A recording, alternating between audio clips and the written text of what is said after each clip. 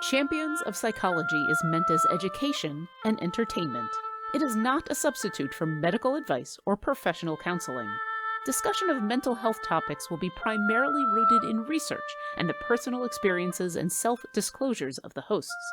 While we can provide generalized education and possible mental health resources, we cannot offer any recommendations, advice, or opinions for any specific persons, cases, or situations. We provide these resources and links at our sole discretion, but have not necessarily vetted or reviewed any resource. We assume no liability for the use of the information or resources on these sites, and we encourage you to use your own best judgment.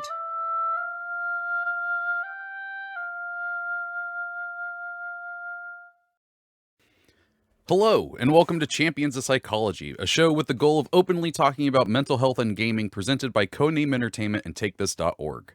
Every Tuesday at 11 a.m. Pacific Standard Time here on twitch.tv/CNE Games or later on your favorite podcast service, Mitra Jordan and Raffael Boccamazzo, aka Dr. B, talk about mental health in these unprecedented times, as well as how gaming affects us.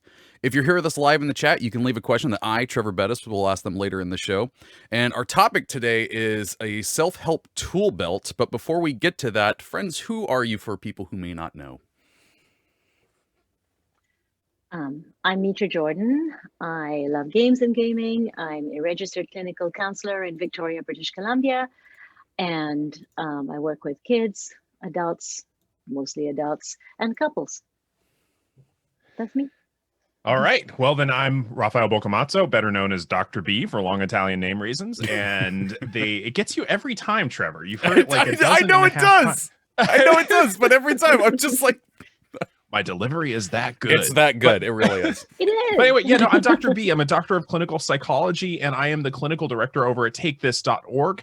Since 2012, we've been helping out gamers because it's our game community to have better mental health education and access to knowledge, and lots of workshops for game studios and oh yeah, the AFK room at conventions when those were a thing. Basically, we want to destigmatize and educate on mental health matters. And I'm also an expert on the applied use of role-playing games in clinical and learning settings. Heck yeah. Self-help tool belt. Where do you all want to start on that? I mean, we could tell you, but it would defeat the purpose. All right. Well, thanks for coming, everybody. Bye, everybody. And take care of yourself. Thanks for coming. We'll see you. So what is a self-help tool belt? Okay. A self-help tool belt is essentially the things you can do in your day-to-day life to make your life easier, to cope, in other words. And there's self-care, and there is coping, and they're not the same thing. Self-care is what we do in advance. This is because I'm kind of quoting Dr. B. He's nodding. Did I say this? You did, 100%. You did. It was really Awesome. great. That's why I'm using it. I wish I could right? say I That's was why joking. I legitimately forgot I said this. You were great. Anyway, so self-care is what we do ahead of time to stay regulated, stable, happy, cope with life better. And coping strategies are those things that we do when things are starting to fall apart a little bit, or we're not feeling as stable or as good, or maybe we've had something tough that we've had to deal with, in the week or the month. Could be there's a pandemic going on, that sort of thing. Could be. So coping strategies, both are part of our self-help tool belt. So. Yeah, and excuse me. Why we call it a tool belt is the idea that there's no one thing that's going to work for everybody all the time. And this back in the days, because I don't work with people anymore directly. I just do education and policy work. But back when I worked with people directly, what I would say to them is no contractor is going to be able to build a house entirely out of a hammer. Okay? You can't use a hammer as a drill very effectively. True. Because I have to say that because I know I'm talking to gamers, and there's some contrarian among you who's going to try and use a claw hammer to drill something, and you'll probably be successful at it, but it's not effective. Mm-hmm. And so much like somebody working in a contracting setting, you need an assortment of tools. Some that maybe you only use every once in a while, some that you rely on more than others. Like I use my power drill tons. Mm-hmm. But yeah, that's why we want to talk about this in terms of building an entire tool belt. Mm-hmm. Okay. So yeah, different strategies for different times. Oh, sorry. Oh no, Please, go ahead. Hey, I was gonna lead something somewhere. If you want to put something in there, absolutely. You two are the experts. Oh, right. I was just going to say that not every strategy will work each time. And that's why it's a tool belt, because you want to bring in a number of different options, a menu, if you will, of things to try. So. Yeah. Well, and also there's the reality that everybody's different. Like in the same way that maybe somebody isn't going to be able to swing a 21-pound sledgehammer the same way as somebody else. Like maybe I'm not going to hand a 21-pound sledgehammer to Mitra. Mitra is smaller than me. Please don't. She is not going to be able to use it with the same efficacy that I could. I'm a relatively large guy. And like, ow. And so different tools work differently for different people. And so when you talk to a mental health professional and they're working with you on things, there's a reason they're trying different approaches with you, because if there was one solution that worked for everybody, I've said this before on the show, but one, I would have no student debt left, and this office would be on a boat. And there would only be one self-help book that everyone would use, and it would work. Yeah, it would just be called I'm Okay. And that's the whole title. That's it. Yeah. I think if I walked into a bookstore and saw something with that name, I'd just be like, you're lying. You're not okay. There was a book ages ago. It was called I'm Okay, You're Okay. And it's just, I don't know, that doesn't grab me. At the time, it was popular. Mm-hmm. I have no idea what it was about, which tells you how it stayed with me. But So, but go ahead. Yeah, no, please. Oh, I was gonna say was like, how does someone like go about building one of these? Because like you're saying, like not everything works for everyone. So how do you go about finding the right tools? Well, I mean, the first thing I suggest to people is, if you have access to one, if you have the capability, go to a mental health professional. Yeah, because I mean, literally, you've got somebody who is trained to help you build that tool belt. You've got somebody who has years of education, in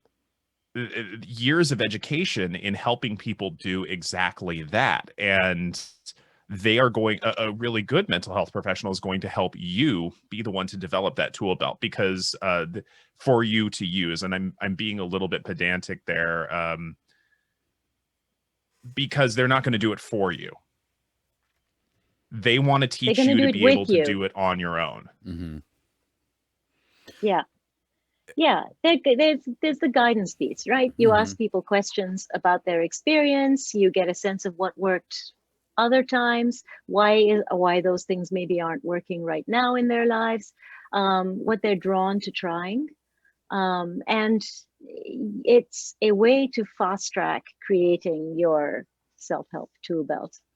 So I do want to point out real quick, if this is the first time you're watching the show or you've joined us recently, we do have an episode from last season about finding a therapist and kind of just ways that we have gone about looking for people who have helped us, because not every therapist is right for you. So I recommend going back and checking out that episode either on YouTube or a podcast feed. Yeah, and you know what? We also have that episode on self-care. Yes. That kind of ties into some of this, which might be useful, as well as the coping with a pandemic episode. Like they all, it's like we have a thread going through these episodes. How are you doing? Part of me just wants to go full Stuart Smalley on everybody, which dates me, which tells you how old I am. The fact that I dropped the name Stuart Smalley, I'm just like, I'm good enough, I'm smart enough, and gosh darn it, people like me. You did the voice. You You did the did. voice. You did. And it was, I liked it. I'm here for it. I'm here Gosh for it. darn it. People like me. So, For those of you under the age of 30, that was funny if you were older. Yeah, it had this like sunset and, you know, beach background. It was very sort of, it was very kitschy. It was very schlocky. Those are good words for it. Yeah. But that's, you know, bringing that to mind, that's one of the advantages of going to a mental health professional, is because a good mental health professional is also going to get you away from this idea of toxic positivity. And I would really love to address that for a second. yeah. There seems to be this phenomenon that of people who just want to think positive about things, which cool, awesome. And there's a difference between, and I'm sure Mitra is going to want to talk about this, what's called a positive reframe and toxic positivity, which toxic positivity is an almost denial of a problem. And that doesn't help anybody. The difference between a positive reframe and toxic positivity is toxic positivity is basically putting your fingers in the air and going, la, la, la, la, la, this isn't a problem. La, la, la, I'm okay. La, la, la, la, la, I am grateful for everything. Nothing is wrong. La, la, la, la, la. It gets in the way. Mm-hmm. Yeah, I mean, I could have a rant about that one, but the idea is that, aha, right? But the idea with toxic positivity is like, I'm above this. Yep, maybe I'm feeling angry, but I'm gonna suppress that. I'm gonna suppress that all the way down until it's practically a diamond, until it's like carbon, you know, because you don't want to deal with the negative feelings, and you have this idea that being okay or being functional means that you don't actually deal with your emotions in terms of the negative ones. It's actually an older book out there, and this woman ended up writing a whole franchise, which I don't know about that. But the first book she wrote was called The Dark Side of the Light Chasers, and it's by Debbie Ford. You should be able to find it secondhand and Kindle and whatever for sure, or other e-readers. It's been out for a long time.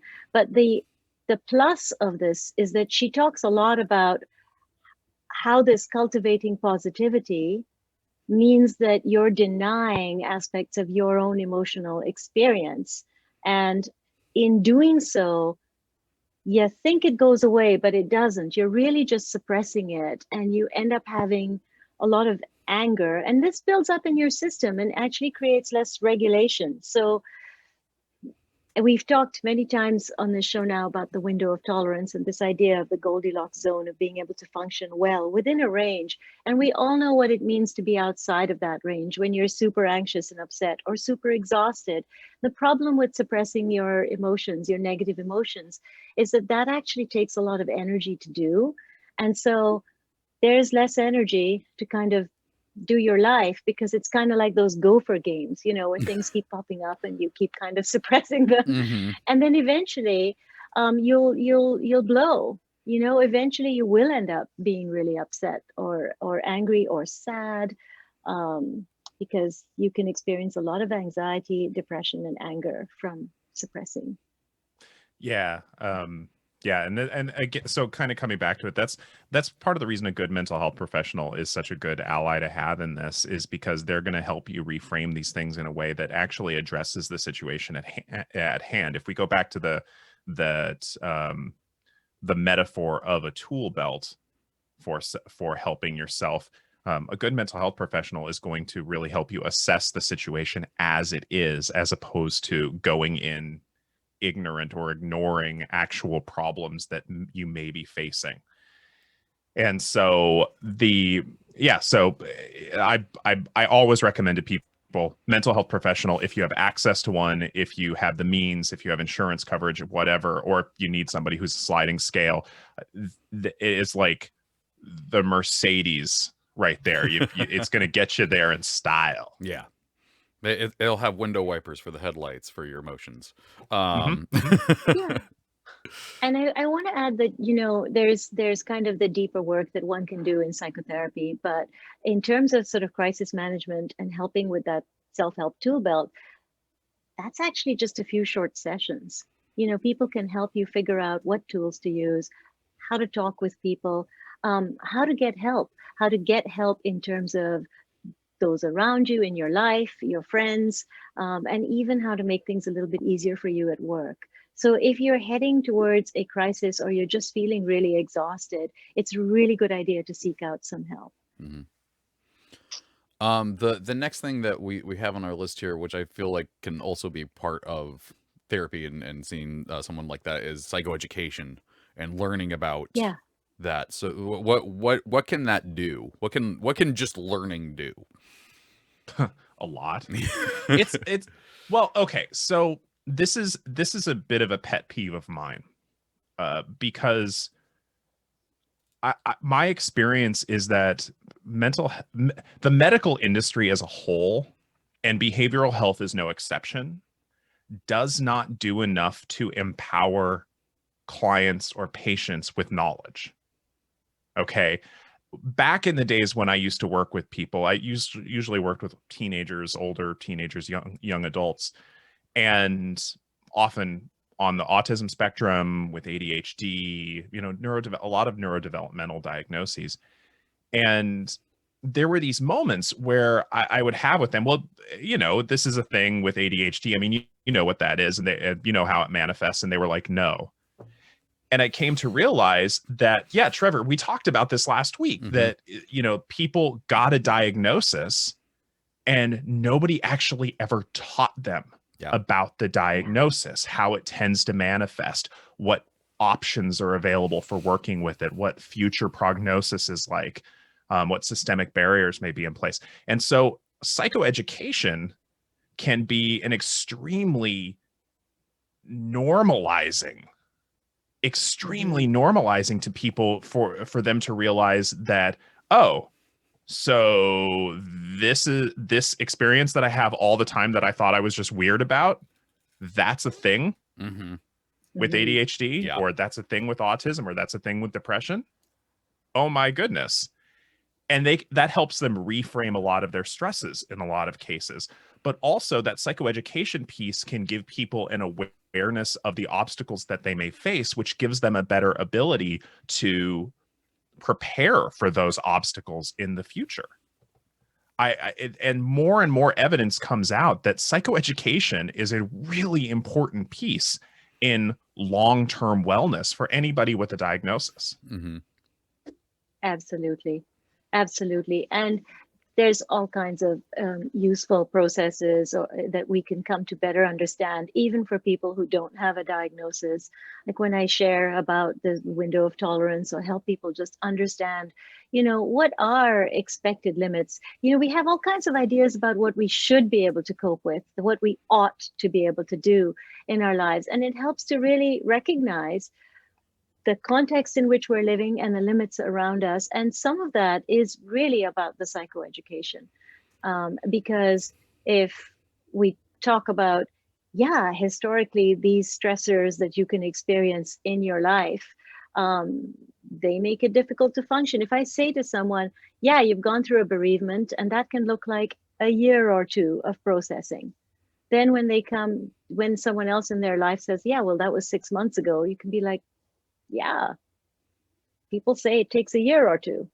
And it helps normalize whatever experience you're going through, or help you find tools to manage it better instead of thinking you should just cope on your own. So, well, I don't know if this is your experience, Mitra, but again, back when I used to work with people, a lot of the questions I got were essentially coded versions of, am I normal?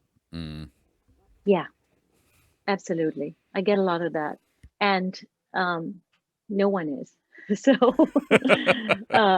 because no one is the exact midpoint of an average. Nobody is exactly at the center of the bell curve. Well, maybe there are a few people, but it's really rare. And so they blend in too much. We didn't notice them. We didn't notice them. They're normal.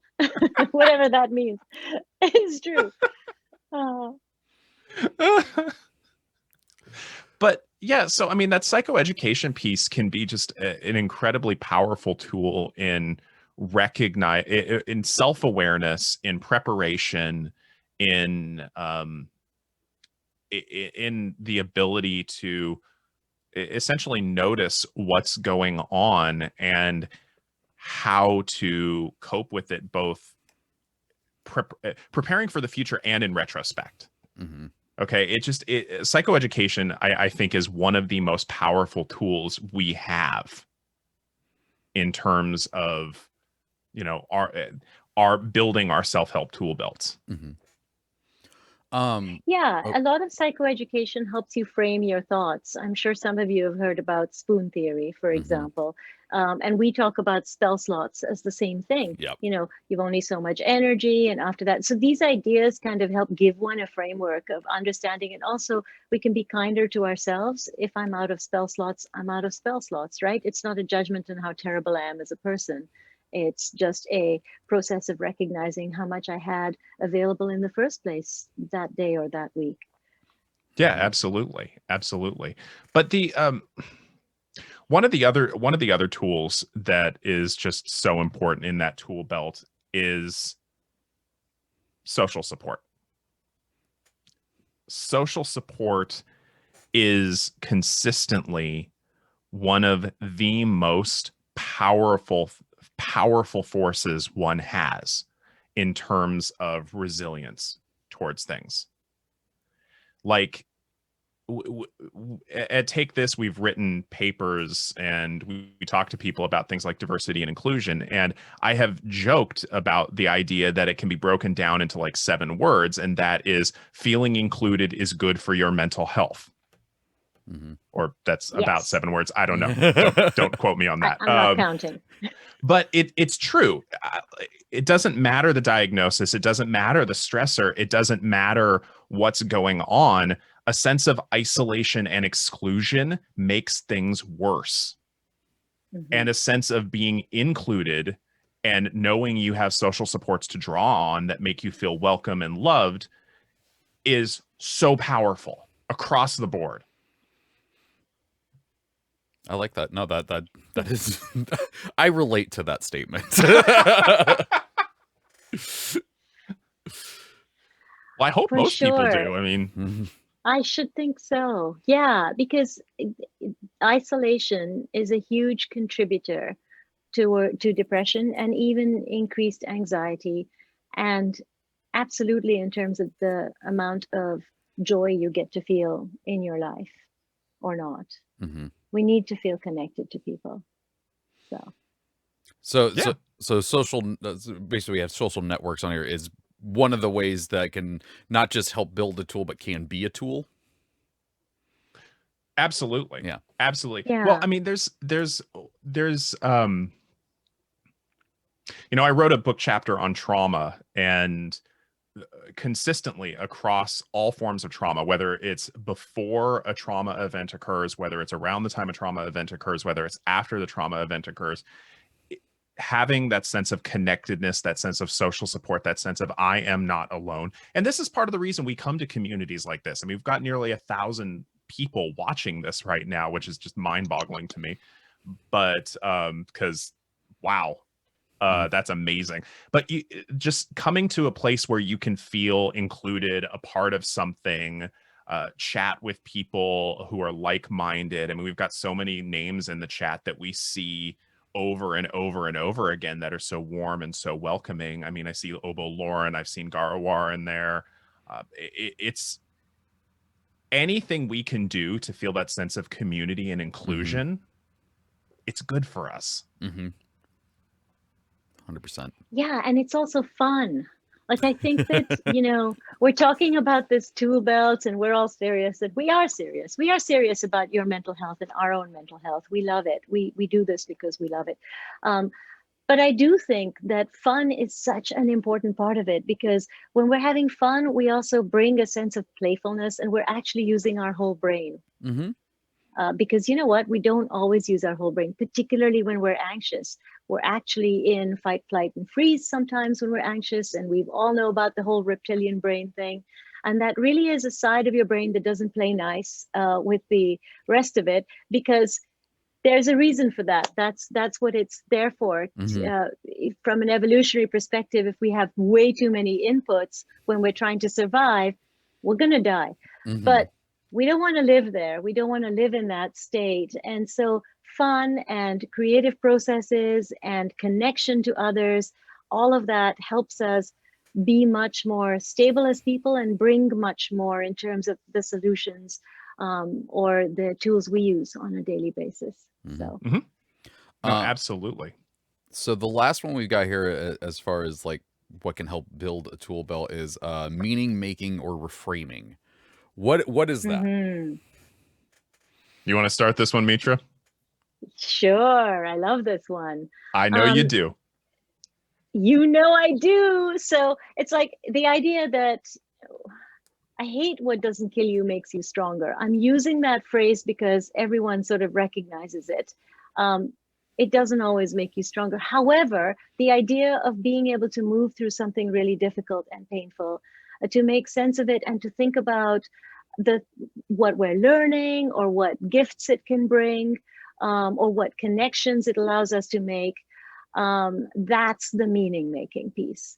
So, you know, if I go through a loss, for example, and it allows me to process how important life is and how beautiful life is and how much I appreciate the people around me who maybe support me through something difficult or painful, that's the meaning I make.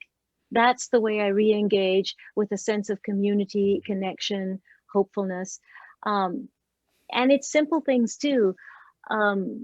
You wake up in the morning and it's raining and you were going to have a porch visit with your best friend, because we're not all vaccinated here.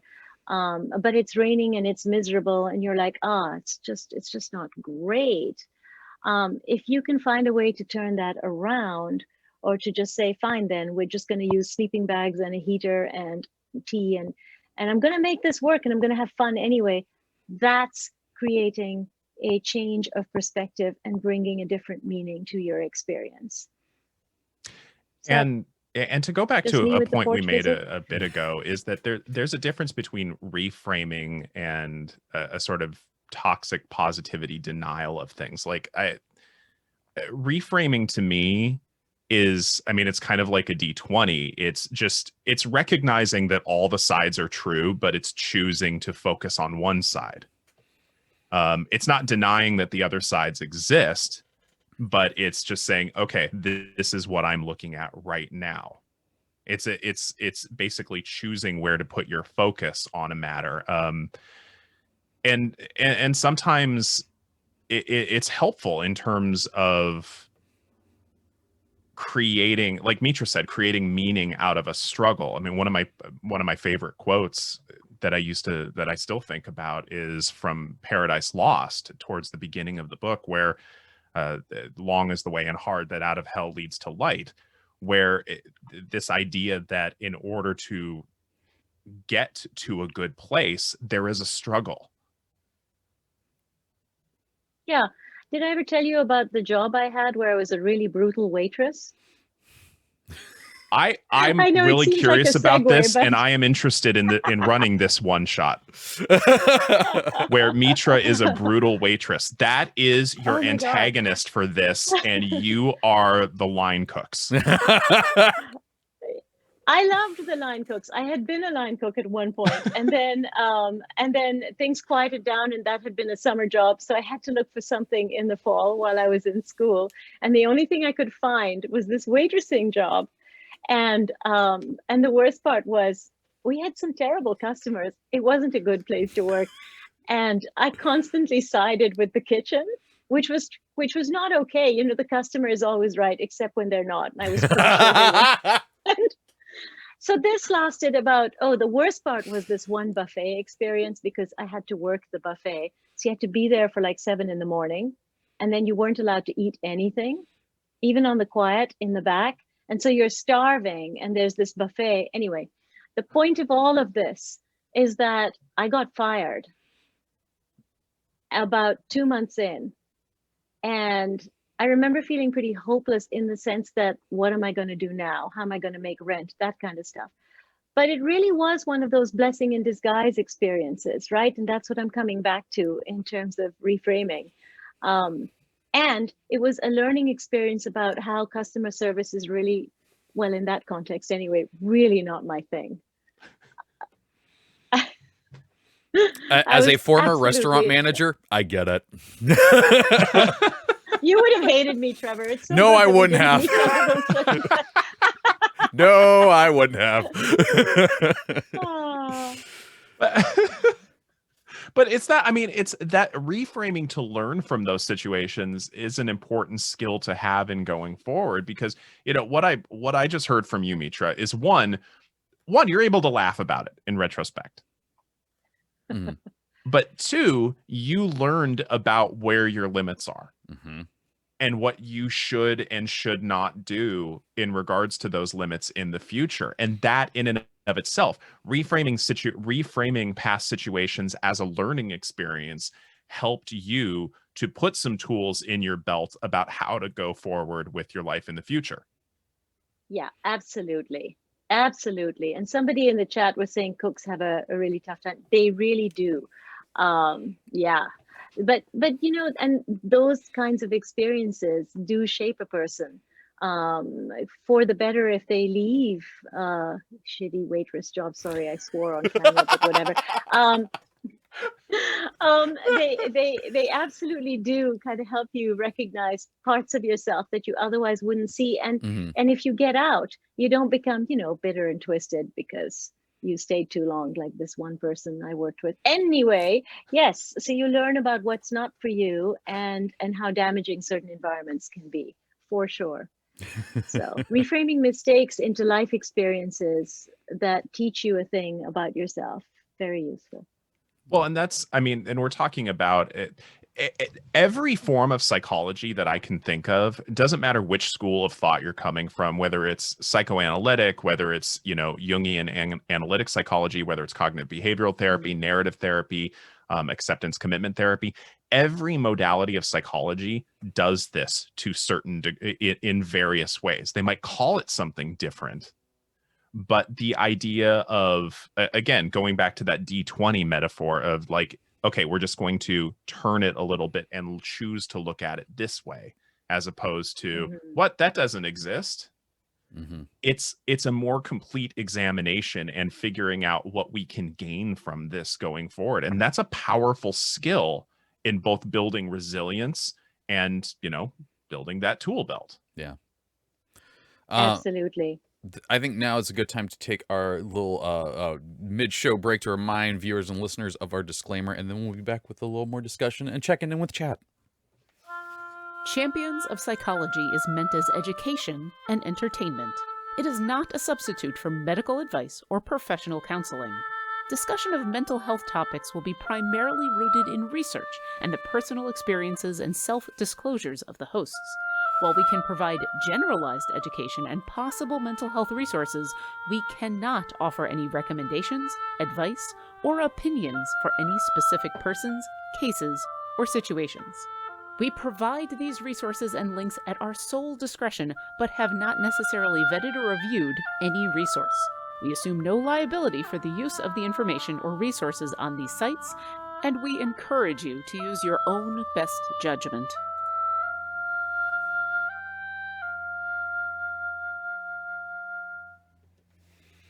All right. Also, once again, that's our community manager Lauren Urban reading that and playing the oboe in the background, and I love hearing that. I could literally go to sleep listening to that.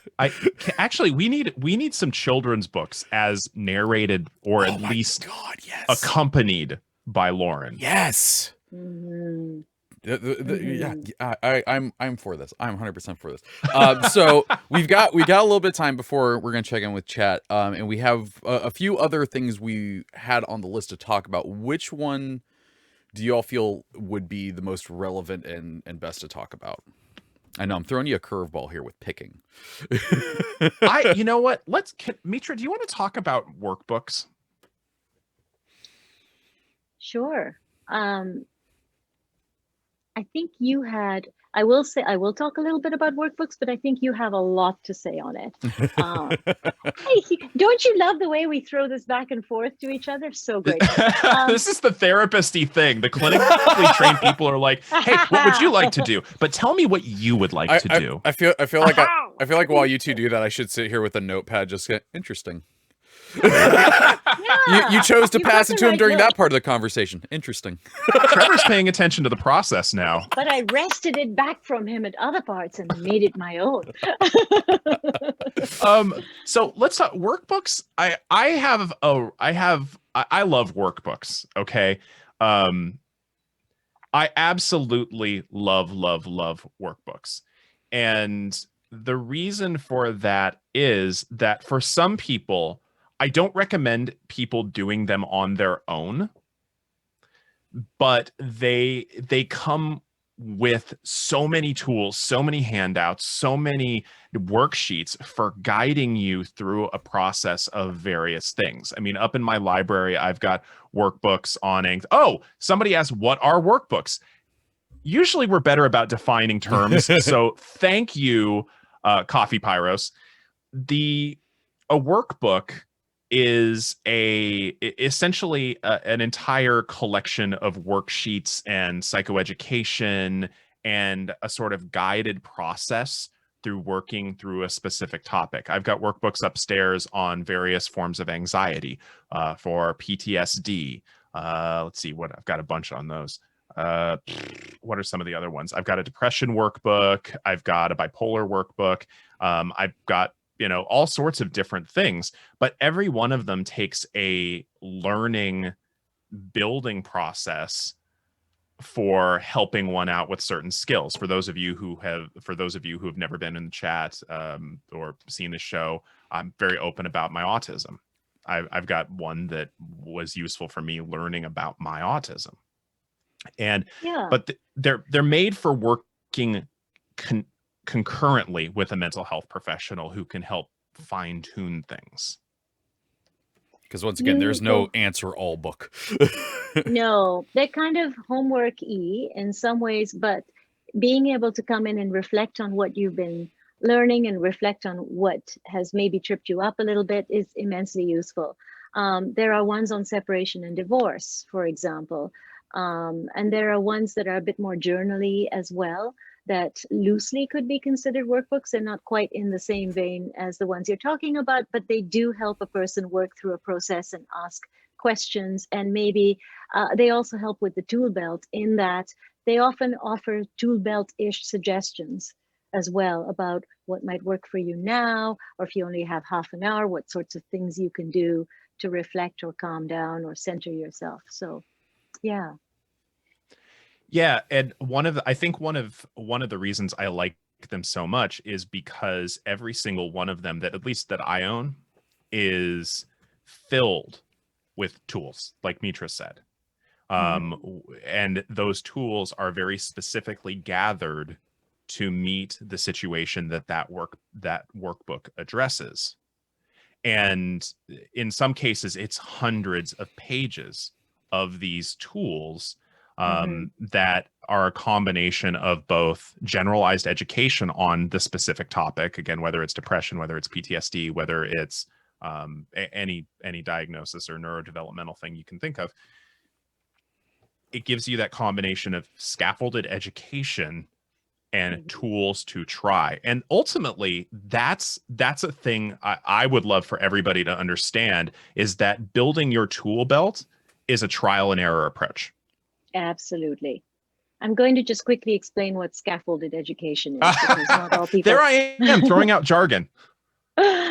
So when you have scaffolding around something, you essentially have supports around a thing that you're trying to build. And so with this idea of a workbook, you're working through or moving through a process that someone else has created that provides you with that structure. So that's what that means. Yeah. And the part of the reason it's really effective at working with, they're really effective in working with a mental health professional, is because these are sort of generalized collections of tools for a given diagnosis or challenge. And that therapist, that psychologist, psychiatrist, mental health professional is going to help fine tune the process for your individual case. Somebody in the chat mentioned narcissism. There are some really well-written books on narcissism from legitimate mental health professionals. So it's really worth hunting those out. There are some videos on narcissism, but the problem is I think it's too easy to misconstrue and assume that potentially misdiagnose, because of course we can't diagnose. And when you're watching a video, you can't really make sense of someone else's experience or your experience of a person. It may or may not be about narcissism. However, I would suggest seeking out some of the material that's out there, legit material written by mental health professionals. There are articles online as well that might be useful, particularly for adult children with narcissistic parents. There's some really great information about that. So just throwing that out there. Okay. So that's good to know. Any last things you all want to touch on before we see what chat's been up to? I would love to reemphasize the idea that what's going to work for you isn't going to work for other people. And building a tool belt really is a process of trial and error. Okay. And it changes over the course of your life. What worked for me when I was 20 and didn't realize I'm autistic is not the same thing that works in my late 30s. Yeah. Knowing I'm autistic. Because I understand the landscape a little better, so to speak. The tools I use are better informed. And that doesn't mean to say some of the stuff from my early 20s doesn't work, but that trial and error approach, especially being better informed, it's going to be more effective with time. Okay. So something I would really like to stress is that you already have a tool belt. You may want to flesh it out. You may need more tools. You may have tools that don't work as well in newer or challenging situations.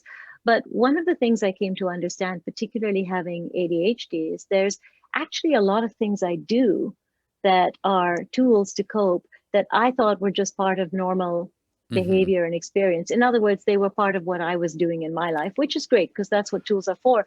But I thought everybody needed to do them, and I hadn't really recognized them as my tool belt. So one of the things that can be helpful in terms of explicating this process, making it more overt to you, is that you come to better understand what you're using at tools, how you can deepen into that, and what more might be out there. So you're using tools without always recognizing you're doing so, and that's great. But it's helpful to become clear. I know I'm not one of the experts on here. I'm just the host. But I do have one thing, because Dr. B was saying, like, the things that work for you back in your 20s might not work for you in your 30s. Really accentuate that and be like, be okay with letting go of some of your tools. And you know, that I took that lesson from other parts of my life and was like, oh, okay, I can't always hold on to that, because eventually it's not always going to help me. So keep that in mind. Don't hold them too close. Use them for if they help you, and if they don't, let them go. Yeah. If a tool isn't effective anymore, it's no longer a good tool. Yeah. Yeah. Like, my, power drill that tried to light my curtains on fire. Definitely got rid of that thing. Okay, let's see what chat has been up to while we've been talking. Reaver01 says, it's all right to say things suck and work things out instead of ignoring the sucky parts. 100%. You know, I had to go to a lot of school to learn to say that, and you just did it right there. I incurred a lot of debt in order to learn that, and I could probably cite you reasons why that's true, but it's true. There you go. Chamber X77 says, does suppression ever work? Yes. Temporarily. it's actually pretty useful to recognize time and place. And therefore, if you're having a lot of feels about something, or if your boss is super rude or ignorant, you really don't want to address that right then. But that's temporary. You can still be aware, wow, this is elevating me, but it's like, I can't go here right now. Now is not the time and place. So in that sense, yes, in the long term, it's pretty unhealthy and damaging for you. But yeah, when your toddler is throwing a fit in the grocery store, maybe is not the time.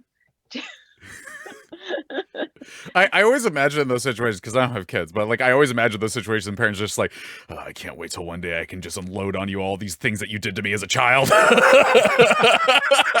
Well, so going back to what Mitra said, there's I think a lot of people think suppression is the same as repression. And they're not the same thing. Suppression is kind of a semi-conscious or even totally conscious way of saying, I'll deal with it, just not now. True. Suppression is actually can be a really healthy function of your frontal lobe, executive functioning, of saying, I will deal with this later. And as long as later comes, then suppression's a great tool. But if basically you're a person is always going, I'll deal with this later, I'll deal with this later, and later never comes, then you're turning it into avoidance. Yes. And that's a little bit different. Yes.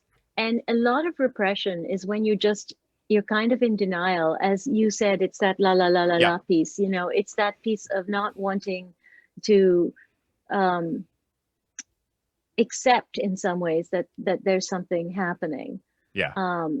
There's a great phrase, it's called spiritual bypassing. And it talks about how sometimes people, particularly who value, it's not even necessarily religious, right? But it's this idea of rising above. Okay. The problem with that is sometimes people mistake the idea of rising above in the moment, i.e., suppressing in some ways, do you see what I'm saying? Yeah. If you can sort of say, no, I'm going to be better than this right now, or I'm going to not look at, I'm not going to rise to my anger or my upset, that's one thing. But if you come to this place where you have an idea that anger isn't okay, yeah, right? Then that's the narrative that's driving things. I can't allow myself to be angry. I'm not okay if I'm angry. I can't allow myself to be sad. Those feelings aren't okay. It's not okay to express that. There's something wrong with me if I express that. Then that's the repression we're talking about. Yeah. Yeah. Okay. CY Morgan says, how do you tell the difference between the Toolbelt and the coping mechanisms? To me, they're kind of the same thing. I mean, the Toolbelt for me, in any way, is a useful metaphor for coping mechanisms, because it's something. I mean, talking to people about coping mechanisms is kind of a nebulous concept, but a lot of people understand tools that they're useful for building something, fixing something, dealing with a problem, and that's, to me, what coping skills really are. Yeah, I'm going to differentiate between coping mechanisms and tools in one particular way. And that is fight that now? Are we gonna fight? It's just that when people you have to turn to your side and go like this. Wait, which other way, Dr. B. Other way. Now you're on the same team. Anywho, continue. Sometimes people have unhealthy coping mechanisms, right?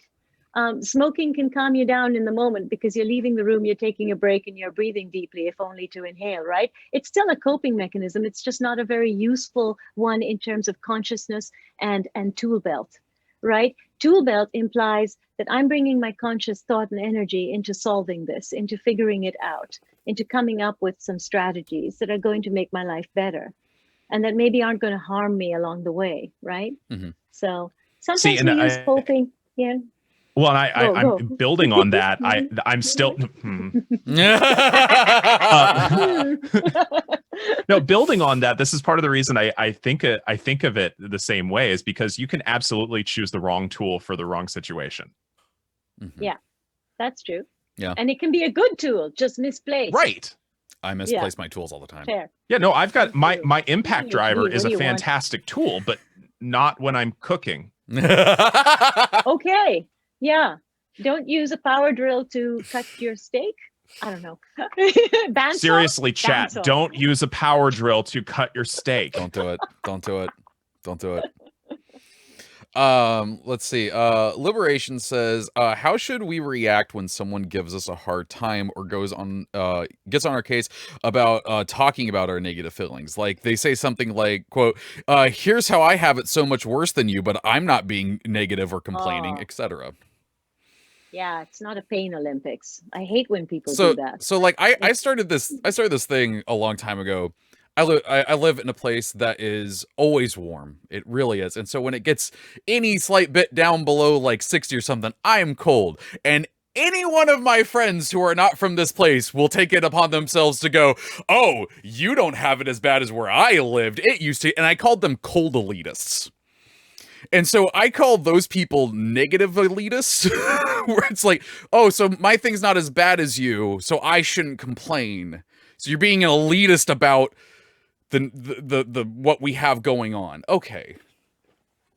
I mean, that's not an answer. That's just what I do because they're jerks.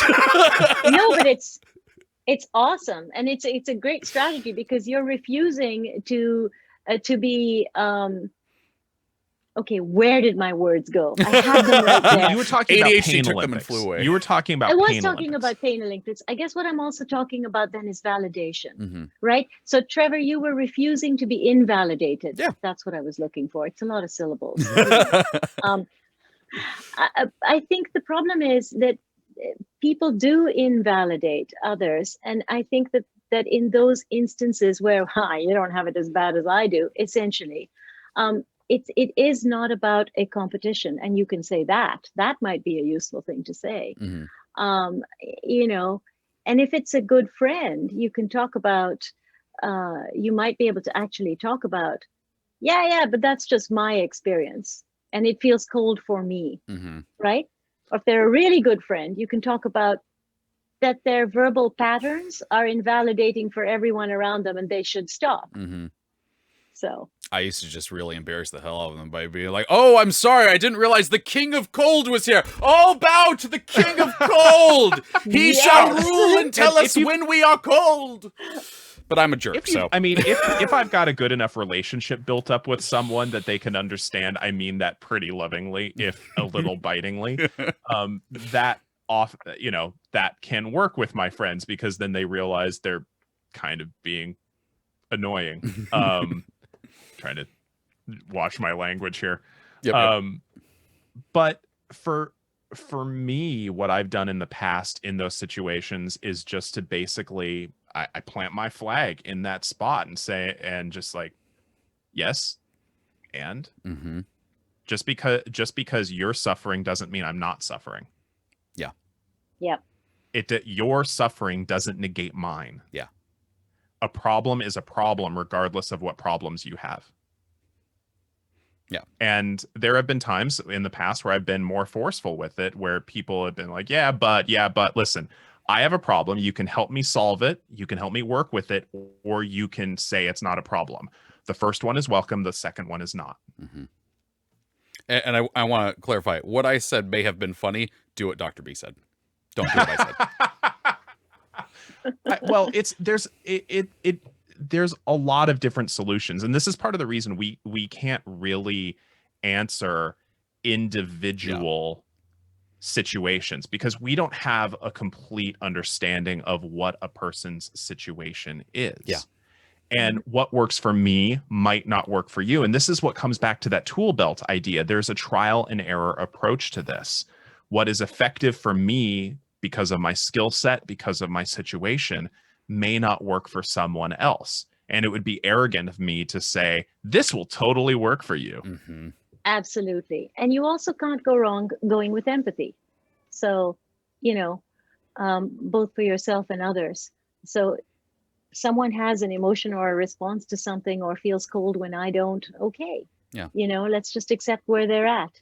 And let's ask for that acceptance. And we also shouldn't invalidate our own emotional response, because I see people do this a lot, which is like, well, I'm going through this thing, but I have it easy and other people have it so much worse. So it's a real narrative that's floating around. Right. Yeah, no. Again, do what they say. Don't do what I say. Never do what I say. But it's fun to be impish sometimes. It is fun. like It is fun. But don't always do it. All hail the king of cold. Yeah. but like that one. like one of the things that I wanted to point out there is that like when y'all were saying like not everything is going to work for everyone. I mean, that's the same thing with like when someone's just like, oh, you can never keep a planner. Well, you got to try this one. It's like, it's the exact same thing. That may not work for me, especially if I have ADHD. I will never see that thing again after 3 days in my house. If there's little stuff like that is not made for everyone, these same tools is gonna be like that as well. So you have to try it out and see what works. But I think that is all the time we have today for a discussion. Mitra, Dr. B, where can people find you on social media? People can find me at Mitra Jordan, by all means. And also I have a website, which is mitrajordan.com if you want to reach out. And I don't always post all that much on Twitter, but I'm trying. And I really love being in contact with people. So I'll say that right down here. Well, you can find me on all of the socials at the Dr. B, TheeDoctor, as in boy. I always want to, this tells you my age again, that I want to go with an early Simpsons reference that the B stands for bargain. Doctor. But you can also follow the work that I do with Take This by following them on all the socials at TakeThis.org.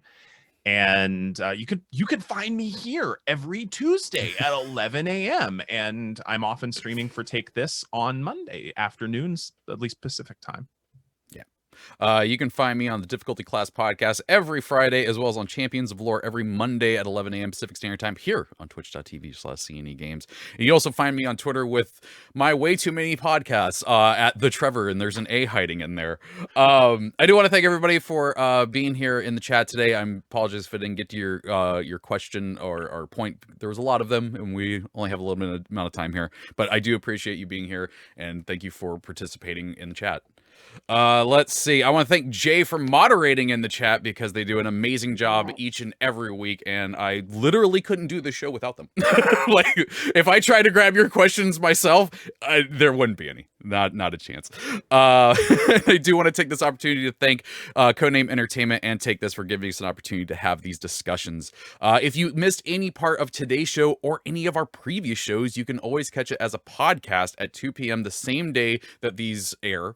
And they're on all good podcast service. If there isn't one that you like on there, let me know and I'll try and get it on there. But you can send in topic suggestions and whatnot to champions of psychology at codenameentertainment.com. And if you are live with us right now, be sure to come back at 1 p.m. for Bardic Inspiration with Dylan and Jason Charles Miller. And if you are listening, we'd love to see you here next week in the chat with us. There's a lot of people here to talk with, so it's gonna be fun. But yeah, thank you for everyone for watching and listening, and until next week, take care of yourself.